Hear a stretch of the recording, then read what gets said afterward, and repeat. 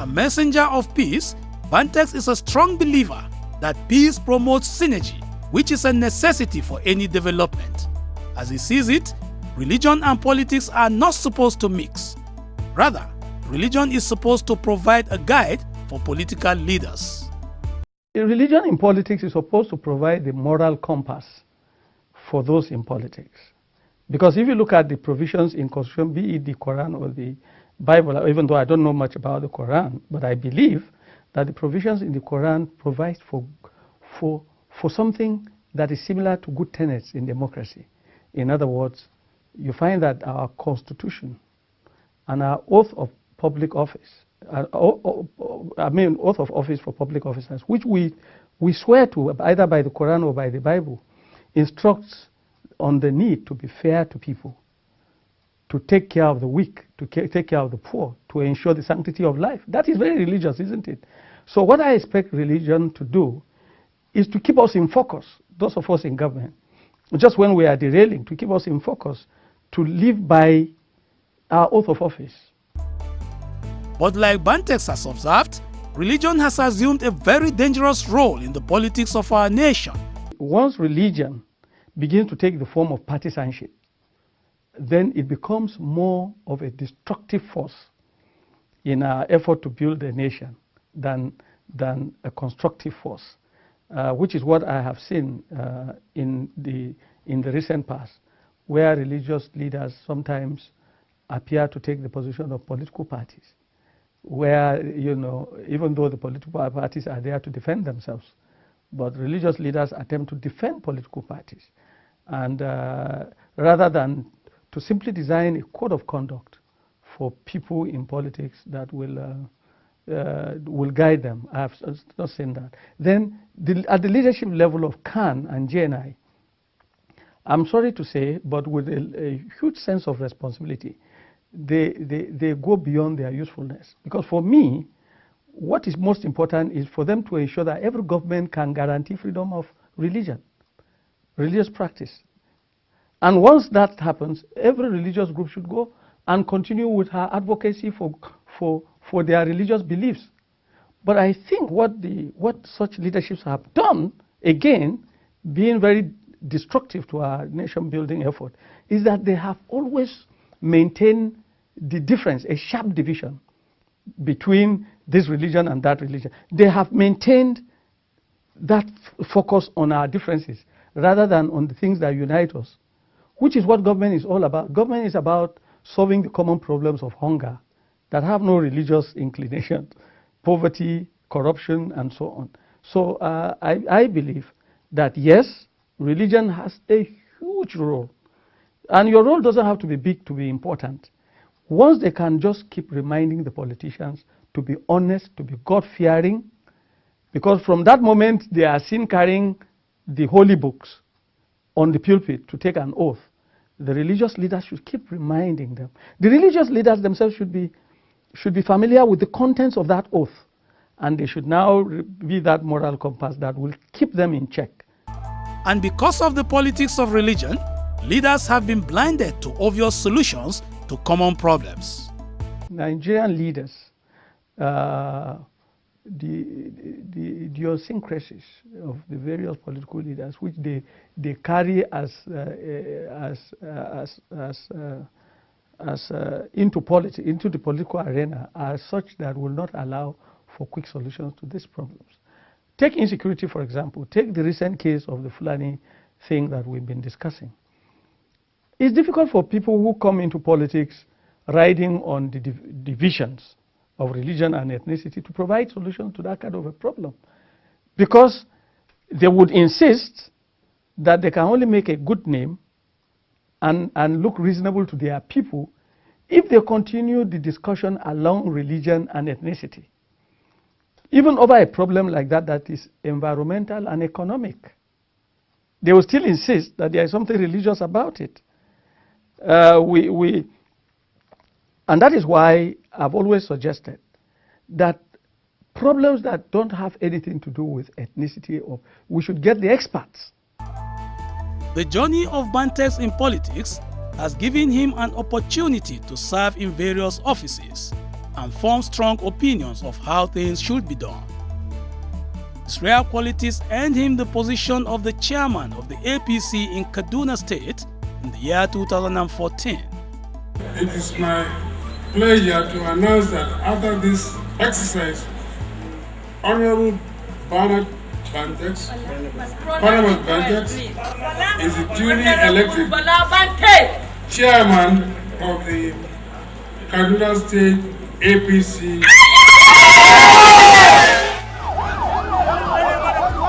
He carried out his duty with his usual tenacity and commitment, leading his party to victory in an otherwise PDP-dominated state. How he ran his office then is very insightful into how his party structures should function. When I was the state chairman of the party, each candidate that came to purchase their forms, to express their intention to contest by buying the forms, I made a speech, and the speech was the same for everyone, including the present governor, who bought his forms under me, and then I became his deputy later. I told them that, look, we are going to remain the custodians of the party manifesto, upon which your election, your campaigns will be predicated, and upon which, hopefully, the Kaduna State people will accept to elect our party, elect you on the platform of our party. And it will be our responsibility to keep you in check of those provisions, of those promises that were made in the campaigns, because the party leads on the campaigns. The party is the one actually, by far more than the candidate himself, that tells the electorate, look, our party will provide you with this. We are going to use this candidate who is forthright, of course, the party will sell the candidate, but they will first of all sell the agenda of the party.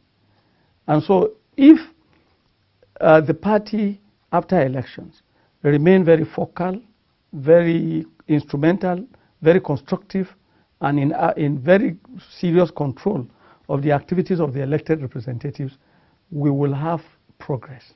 In other words, it's the responsibility of the party to arrange for constituency briefing for the governor and the elected representatives, to create the necessary platform for the elected representatives to come and brief the people.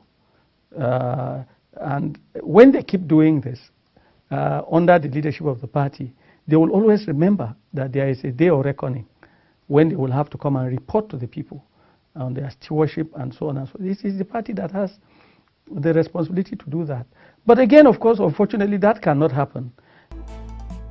Bantex went on from being party chairman to becoming deputy governor of Kaduna State, working side by side his principal to make Kaduna great again. Together, they created a blueprint to evolve sectoral change that will restore excellence in governance, touch lives, and create a future for tomorrow. Government and governance the way it should be was what they pursued. For the 4 years Bantex was deputy governor, there were high moments. The high points were mainly what we achieved. Even though I had left being a chairman of the party, but I kept in sharp focus. And thank God the governor was leading by the provisions of our manifesto of the party and so on. So it was a good thing, very joyful thing, to serve under a governor that was committed to meeting with the agenda and the manifesto of the party. And so, and what do I mean here? For example, we had said we are going to redistribute wealth, because wealth was concentrated in the hands of a few. And so, and how did that happen? We came and made a public service, for example, that was taking about 80% of the resources belonging to the nearly 10 million indigenous citizens of Kaduna State, and 20% left to them. And so we tried to do some reform of the public service.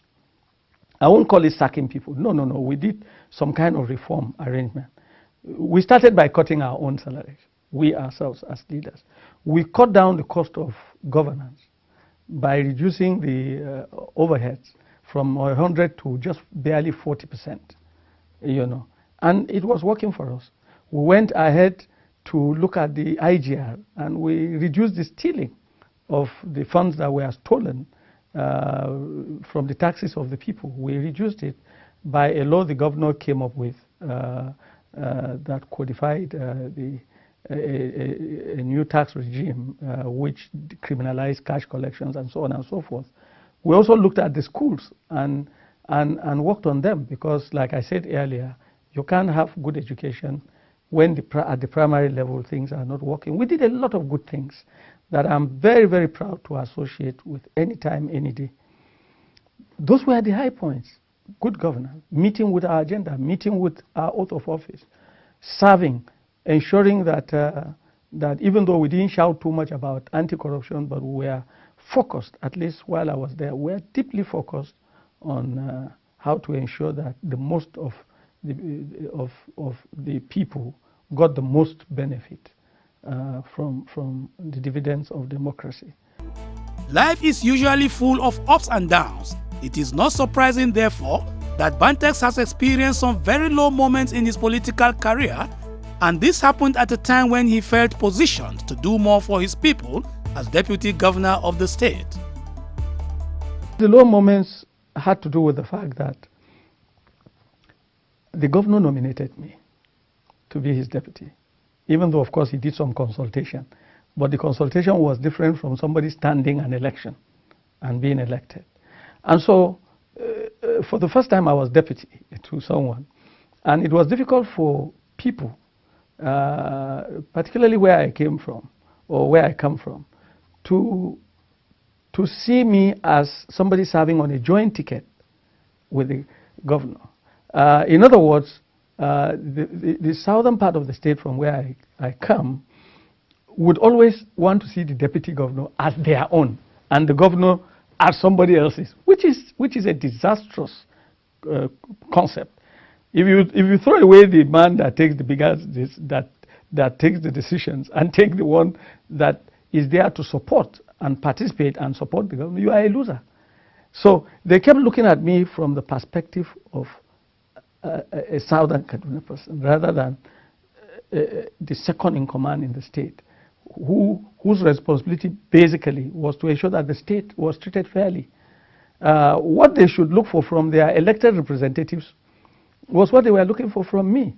And as a matter of fact, unfortunately, their own concept and understanding of good representation is to see some little bit of friction between me as a deputy governor to my governor.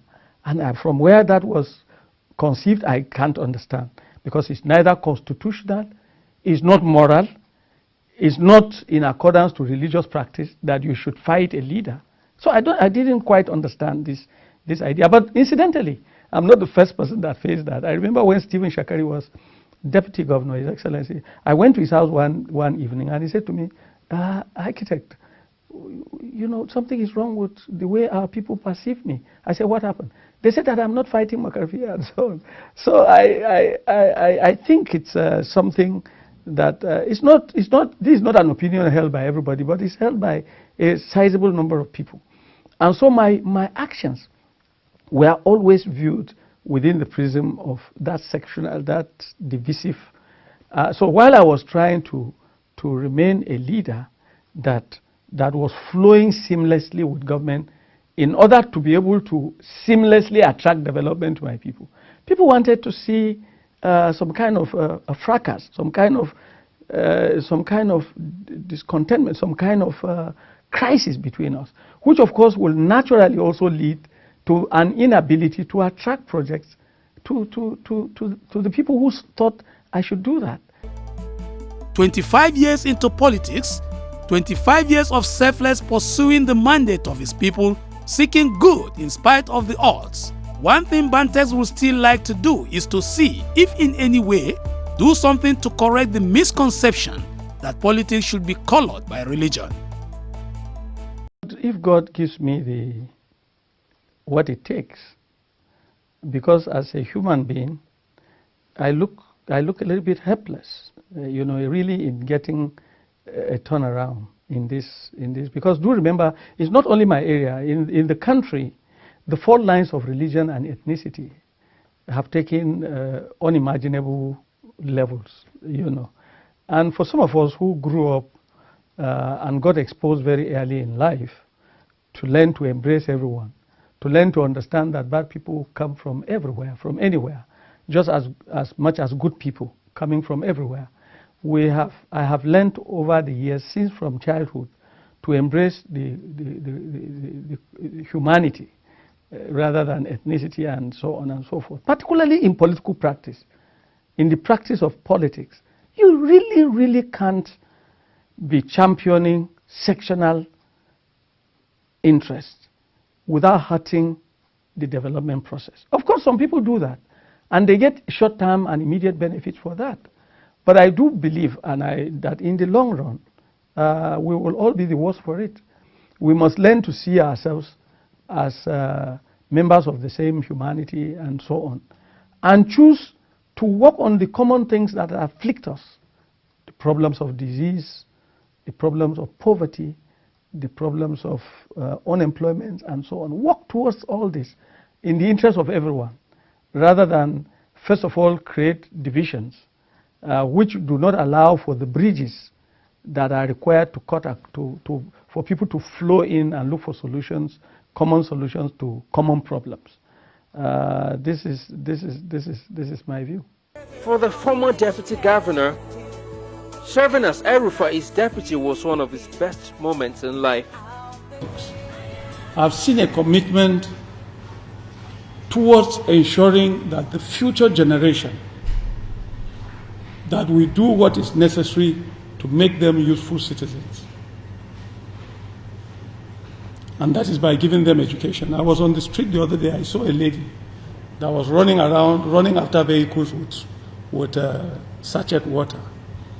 And when I looked at her, I knew that the only difference between this woman running after these vehicles and the commissioners or even the ministers that are women is the absence of education.